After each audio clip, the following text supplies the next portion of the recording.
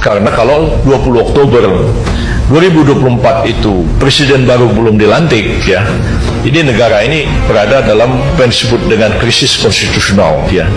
Sebab presiden habis masa jabatannya, ya, wakil presiden habis, menteri bubar semua, triumvirat nggak ada lagi, lalu terjadi kevakuman kekuasaan, dan itu harus dicegah. Tidak boleh kevakuman kekuasaan itu terjadi dalam suatu negara, ya.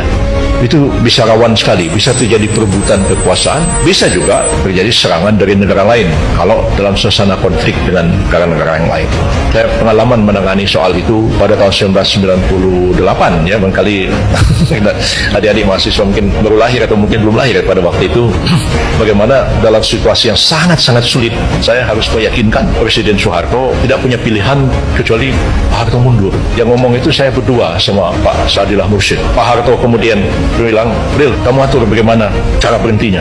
Nah, maka saya menyusun teks pidato pengunduran diri Pak Harto yang dibacakan tanggal 21 Mei tahun 1998, dan bagaimana kita mengatur perpindahan kekuasaan dari Presiden Soeharto kepada Wakil Presiden B.J. Habibie. Itu nggak ada jarak waktu, hanya berapa detik. Jadi saya bilang Pak Harto, besok pagi Bapak bacakan ini, dan Pak Habibie sudah berdiri di situ. Begitu Pak Harto selesai menyatakan pengunduran diri, hanya hitungan detik Pak Habibie mengatakan diangkat sumpah sebagai Presiden Republik Indonesia yang baru. Tidak di hadapan MPR, tapi di hadapan pimpinan Mahkamah Agung. Jadi saya kira-kira jam 2 malam, pun Ketua Mahkamah Agung Pak Sarwata pada waktu itu, Mas Sarwata, besok tolong Bapak datang ke istana jam 8 pagi.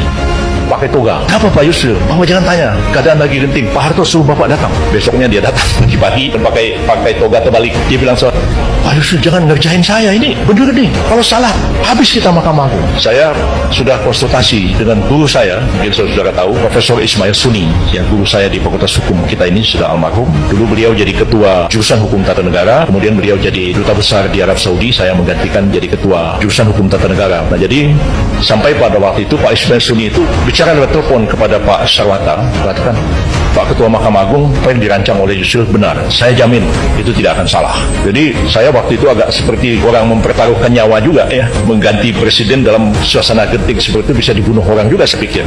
Untung Fakultas Hukum UI ini ada Profesor Ismail Suni dan ada almarhum Profesor Harun Ar-Rasyid yang menyatakan apa yang dilakukan proses pemberhentian Pak Harto dan penggantian Habibie sebagai presiden itu adalah sah dan konstitusional. Kalau enggak, habis kita. Pada waktu itu jadi polemik antara guru besar UI dan guru besar Unhas di Makassar, ya.